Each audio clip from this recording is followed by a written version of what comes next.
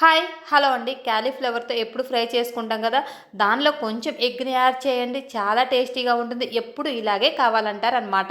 So, ముందుగా ఒక బౌల్‌లో వాటర్ తీసుకొని, ఉప్పు, పసుపు వేసుకొని, తర్వాత ఒలిచిపెట్టుకున్న క్యాలీఫ్లవర్‌ని కూడా వేసుకొని, స్టవ్ మీద పెట్టుకొని బాయిల్ చేసుకోండి. ఇలా ఒక 5 మినిట్స్ బాయిల్ చేసుకున్న తర్వాత, ఏదైనా చిల్లులు గిన్నె తీసుకొని వడకట్టేసుకోండి.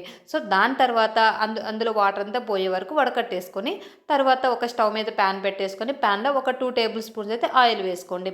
ఆయిల్ వేసుకున్న తర్వాత నేను జీలకర్ర, ఆవాలు, కరివేపాకు, ఎండుమిర్చి కూడా వేసుకొని అవి ఫ్రై అయిన తర్వాత ఒక ఆనియన్ కట్ చేసుకొని ఆనియన్స్ కూడా వేసుకోండి. ఆనియన్ కూడా ఫ్రై అయిన తర్వాత మనం బాయిల్ చేసి పెట్టుకున్న క్యాలీఫ్లవర్‌ని కూడా వేసుకొని బాగా కలిదిప్పేసుకోండి. అలా ఒక 5 మినిట్స్ ఫ్రై అయిన తర్వాత నెక్స్ట్ ఒక 3 ఎగ్స్ తీసుకున్నా మీకు ఎన్ని కావాలంటే అన్ని తీసుకోండి.